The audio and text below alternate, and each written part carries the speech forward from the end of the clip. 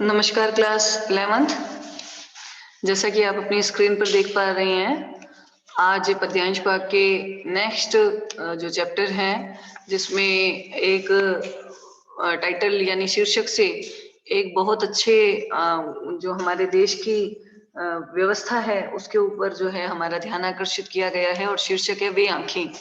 यानी स्वाधीनता के पश्चात भी हमारे देश का जो कृषक वर्ग है वो किस तरह से समस्याओं से ग्रसित है और किस तरह से वो इतनी परेशानियों से जूझते हुए भी हमारे न केवल देशवासियों के लिए बल्कि पूरे जगत के लोगों के पेट भरने के लिए वो अपने कार्य में लगा रहता है। और इसके एवज में वो सिर्फ उतनी ही मूलभूत आवश्यकताओं की चाह रखता है जो एक सामान्य जीवन जीने के लिए आवश्यक है, मात्र रोटी, कपड़ा और मकान। और इन्हीं आवश्यकताओं की पूर्ति में किस तरह से उसका घर-बार बिक जाता है, उसकी ज़मीन बंजर पड़ जाती है, उसके पुत्र की, उसकी पत्नी की और उसके जो पारिवारिक जन हैं, उनकी भी मृत्यु हो जाती है। इन सबको खोकर भी फिर भी वो अपने संघर्ष में रत नज़र आता है। यही दर्शाती है वे आँखें, जो वास्तव में सब कुछ देख रही हैं लेकिन फिर भी आंसुओं से परिपूर्ण है, लेकिन फिर भी अपने देशवासियों का पेट पालने के लिए लगी हुई हैं। और इसके कवि हैं सुमित्रा नंदन पंत, जो छायावादी प्रमुख स्तंभकार के रूप में माने जाते हैं। जैसा कि आप सभी परिचित हैं, प्रसुमन जयशंकर प्रसाद, सुमित्रा नंदन पंत, महादेवी वर्मा और सूर्यकांत त्रिपाठी निराला। ये चारों जो कवि और कवियत्रियों का समूह है, ये छायावाद के प्रणेताओं के रूप में गिने जाते हैं। और छायावाद एक ऐसा वाद है जिसके माध्यम से कवि ने अपना संबंध, मानव मन का संबंध प्रकृति के साथ जोड़ा है और इस तारतम्य के माध्यम से उन्होंने उस रहस्यमय शक्ति के स्वरूप को भी उकेरा है, जिसके माध्यम से ये सारी प्रकृति जो है चलायमान है। यानी कुछ ऐसा चेतना शक्ति या प्राण फूंकने वाली शक्ति है जो इस प्रकृति में विद्यमान है और इसे अनवरत रूप से चलाए रखती है, इसको अनवरत रूप से सक्रिय बनाए रखती है। सुमित्रा नंदन पंत की शैलीगत विशेषताएं हैं कि इन्होंने अपने जन्म स्थान अल्मोड़ा नामक के स्थान की प्राकृतिक सुंदरता को इतनी गहराई से निहारा और अपने जीवन में उतारा था कि यही सब बातें जो हैं उनके कृतियों में, उनकी रचनाओं में भी देखने को मिलती है। वो स्वयं ये मानते हैं कि कवि जब पाठक का उसी चित्र से साक्षात्कार वहीं उसी स्थान पर करा दे तो वास्तव में वही जो शैली है, उसकी लेखन की जो कला है, उसके लेखन का जो तरीका है, वही सार्थक हो पाता है। देखिए, शुरुआत में ही दिया गया है कि कविता के लिए चित्र भाषा की आवश्यकता पड़ती है। उसके शब्द सस्वर होने चाहिए, जो बोलते हो सेब की तरह, जिनके रस की मधुर लालिमा भीतर न समा सकने के कारण बाहर झलक पड़े। यानी अनायासी, अचानक ही पाठक पढ़ते पढ़ते इतना भाव विभोर हो उठे कि उसे लगने लगे कि जिस दृश्य को वो पढ़ रहा है उसी दृश्य को वो जीने लग रहा है, यानी उसी दृश्य को वो जी रहा है। तो चलिए बढ़ते हैं सुमित्रा नंदन पंत के जीवन परिचय की ओर। इनका वास्तविक नाम गोसाई दत्त था। इनको अपना नाम बिल्कुल भी पसंद नहीं था, इस वजह से इन्होंने अपना नाम बदलकर सुमित्रा नंदन पंत रखा। और इनका जन्म जो है उत्तरांचल के कोसानी जिले के अल्मोड़ा नामक गांव में हुआ सन 1900 में। और 1900 में जब इनका जन्म हुआ तो इनकी जो प्रारंभिक शिक्षा दीक्षा थी वो वहीं के जो प्राथमिक विद्यालय हैं उनमें पूर्ण हुई। इनकी कविता की रुचि इतनी थी कि मात्र 7 वर्ष की उम्र से ही इन्होंने काव्य लेखन में अपनी प्रवीणता दिखानी शुरू कर दी। और जब ये 7 वर्ष के थे और अपने विद्यालय में एक कविता पाठ किया इन्होंने, तो उसके लिए इनको पुरस्कृत भी किया गया। इन्होंने 1915, 1919 और बाद में आगे जाकर के अपने आप को पूर्ण रूप से साहित्य लेखन से जोड़ लिया। स्वाधीनता सेनानी के रूप में सक्रिय भागीदारी भी इन्होंने अपनी निभाई और ये अपने जीवन में गांधी जी, विनोबा भावे आदि, सुभाष चंद्र बोस आदि के विचारों से भी बहुत प्रभावित हुए। सुमित्रा नंदन पंत के द्वारा जो रचनाएं लिखी गई थी उनमें नाम आता है वीणा, ग्रंथि, गुंजर, पल्लव, ग्राम्या, चिदंबरा, लोकायतन, कला और बूढ़ा चांद। कला और बूढ़ा चांद इस रचना के लिए उनको साहित्य अकादमी पुरस्कार से नवाजा गया। लोकायतन के लिए इनको ज्ञानपीठ पुरस्कार से भी पुरस्कृत किया गया। और अन्य कई ऐसी भी रचनाएं हैं जिनके लिए इनको अन्य पुरस्कार जो साहित्य कार्य के लिए दिए जाते हैं, जैसे सोवियत लैंड पुरस्कार आदि भी प्रदान किए गए। और भारत का उच्च सम्मान पद्म विभूषण से भी इनको नवाजा गया। सन 1977 में ये इहलोक से विदा कर चुके थे। छायावाद के प्रथम और प्रमुख स्तंभकार होने के कारण प्रकृति के चितेरे कवि माने जाते हैं, यानी इन्होंने जो जो रचनाएं लिखी हैं उसमें प्रकृति को प्रमुख स्थान दिया है। प्रकृति को पहली बार प्रमुख विषय बनाने का काम इन्होंने ही किया। प्रकृति और मनुष्य के आपस में जो अंतरंग संबंध है उनका दस्तावेज इनका काव्य लेखन है। इनकी प्रारंभिक शिक्षा जो है कोस्तानी गांव में हुई। इस उच्च शिक्षा के लिए इन्होंने अपने आप को इलाहाबाद विश्वविद्यालय से जोड़ लिया था। युवावस्था में जैसे ही पहुंचे तो गांधी जी के असहयोग आंदोलन से प्रभावित होकर इन्होंने अपनी पढ़ाई बीच में छोड़ दी और उसके पश्चात स्वतंत्र लेखन कार्य करने लगे।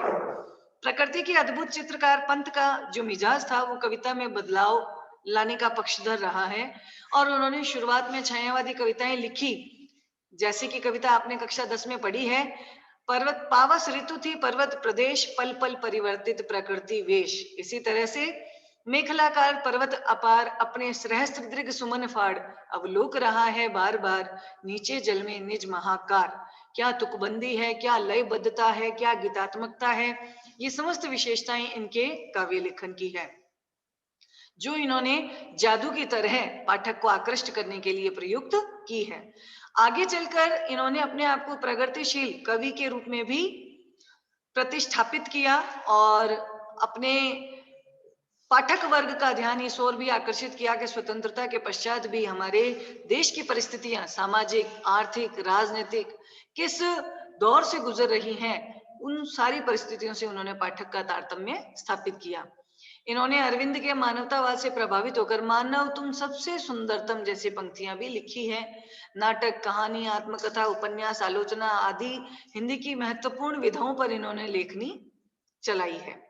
रूपाब नामक पत्रिका का संपादन भी इन्होंने किया, जिसमें ये प्रगतिवादी साहित्यकार के रूप में विचार विमर्श और टिप्पणी लिखा करते थे। पंत जी भाषा के प्रति बहुत सचेत थे। इनकी रचनाओं में प्रकृति की जादूगरी जिस भाषा में अभिव्यक्त हुई है, वे स्वयं पंत चित्र भाषा यानी बिंबात्मक भाषा की संज्ञा देते हैं। जैसा कि मैंने आपको पूर्व में भी बताया कि पाठक खुद उस दृश्य को पढ़ता ही नहीं बल्कि उस दृश्य में जीने लग जाता है। उसे ऐसा लगने लगता है कि वास्तव में चारों तरफ का वातावरण बिल्कुल वैसा ही है जैसा कि उस कृति में दिखाया गया है और वो खुद उसका अनुभव करता है, साक्षात्कार लेता है बिल्कुल उसी चित्रात्मक भाषा से। ब्रज भाषा खड़ी बोली के विवाद में उन्होंने शुद्ध खड़ी बोली हिंदी का पक्ष लिया और पल्लव की जैसी रचना की भूमिका में विस्तार से इन्होंने खड़ी बोली का समर्थन भी किया। बात आती है पाठ के परिचय की, जिसके बारे में मैंने आपको पूर्व में भी अवगत कराया था कि इन्होंने अपने आप को प्रगतिशील दौर की कविता से भी जोड़ा, तो विकास की जो विरोधाभासी अवधारणाएं हैं उस पर इन्होंने अपनी तरफ से पूरा प्रहार किया है। यानी युग युग से शोषण का शिकार कौन? किसान। उसका जीवन कवि को भी बहुत आहत करता है, दुख देता है। और दुखद बात यह है कि स्वाधीन भारत में भी किसानों को केंद्र में रखकर व्यवस्था ने कोई निर्णायक हस्तक्षेप नहीं किया, यानी किसानों को की स्थिति को सुधारने के लिए किसी तरह का कोई कार्य नहीं किया गया, कोई ऐसा एक्शन भी नहीं लिया गया। कविता ऐसे दुष्चक्र में फंसे किसानों की, दुष्चक्र यानी बुरी परिस्थितियों में फंसे हुए किसानों की व्यक्तिगत और पारिवारिक दुखों की परतों को खोलती है और स्पष्ट रूप से विभाजित समाज की वर्गीय चेतना का एक खाका यानी एक ढांचा प्रस्तुत करती है कि हमारा समाज, देश आजाद हुआ, समाज भी क्या हो गया? विभाजित हो गया। इसको हमने अर्थ की दृष्टि से, वर्ग की दृष्टि से, श्रेणी की दृष्टि से और रंग की दृष्टि से क्या कर दिया? बांट दिया, सिर्फ मात्र संकीर्ण स्वार्थों की पूर्ति के लिए। तो इसी समाज की वर्गीय चेतना क्या है, उसका एक दृश्य जो है वो हमारे समक्ष उपस्थित करती है और शीर्षक उपस्थित होता है वे आंखें। जैसा कि शीर्षक ही बता रहा है, यानी किसान की आंखें अपनी कैसी परिस्थितियों को बयान कर रही है। इसमें उसको किसान को कहने की आवश्यकता नहीं है, जो कुछ भी बयानबाजी होती है वो उसकी आंखों से ही हो रही है, जिसमें लंबे समय का संघर्ष, कई घटनाओं के कारण, कई ऐसी दुर्घटनाओं के कारण उसका दुख, उसकी त्रासद परिस्थितियां, इन सभी जो दुष्चक्र हैं उनसे हम जो है साक्षात्कार कर पाते हैं और हमारे मन में भी एक प्रश्न कौंध जाता है कि वास्तव में क्या आजादी हमने पाई है, ये आजादी हमारे लिए किन मायनों में सार्थक है। यानी देश का एक महत्वपूर्ण वर्ग जो पूरे देश के लिए अनाज उपलब्ध करवाता है, वह वर्ग आज भी शोषित, दमित और पूर्ण तरह से जो है रुदन की स्थिति में जी रहा है। ऐसी संघर्षपूर्ण स्थिति में किसान किस तरह से अपने पारिवारिक जनों को भी खो देता है, फिर भी वो उस मूलधन के ऊपर लगने वाले ब्याज से मुक्ति नहीं पाता है, ऋण मुक्त नहीं हो पाता है और अपने जीवन के पश्चात अपने आने वाली भविष्य की जो पीढ़ियां हैं, उन पीढ़ियों को भी किस तरह से रुसते और रौंदते देखता है। बस वही एक दृश्य जो है, कारुण भाव जो है, वो कवि ने हमारे भीतर उत्पन्न करने की चेष्टा की है। तो देखिए, शीर्षक है वे आंखें। अंधकार की गुहा सरीखी, यानी अंधेरे, अंधकार अंधेरे से परिपूर्ण, गुहा यानी गुफा, सरीखी यानी के समान, यानी उसके चेहरे पर वो आंखें इतनी अंदर तक गड़ चुकी हैं कि ऐसा लगता है मानो अंधकार से परिपूर्ण कोई गुफा के समान दिखाई दे रही है। उन आंखों से डरता है मन। कवि कहता है उन, यानी जिसमें अंधकार ही अंधकार गुफा के समान समाया हुआ है, ऐसी आंखों को देखकर मन भीतर ही भीतर आतंकित होता है, भयग्रस्त होता है और डरने लगता है। क्यों? क्योंकि भरा दूर तक उनमें दारुण, दारुण यानी दुख, इन आंखों में दूर तक यानी बहुत ज्यादा अधिक मात्रा में दुख ही दुख भरा दिखाई दे रहा है। दैन्य दुख का नीरव रोदन, नीरव बिना किसी आवाज के, शब्द रहित, शांत रोदन, रोने के स्वर, दुख से परिपूर्ण रोने के, दीन, दैन्य यानी दीनता से भरे हुए, क्योंकि उन आंखों में दीनता से भरे हुए दुख का जो रुदन है वो बिल्कुल शांत दिखाई दे रहा है।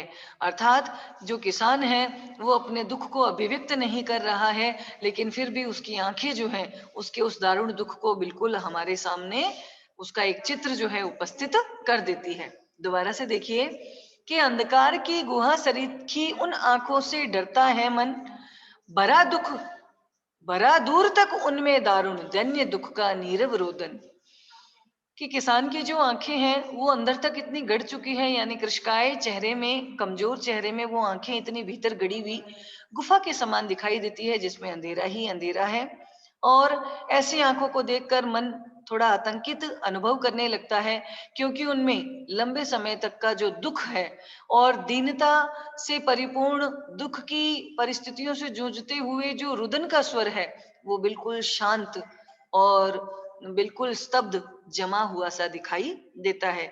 यानी किसान रोता, गिड़गिड़ाता, बिलबिलाता नहीं है, जो कुछ भी परिस्थितियां हैं संघर्ष में उनको सहन करते चलता है, लेकिन ये संघर्ष उसकी आंखों से बयान हो जाता है।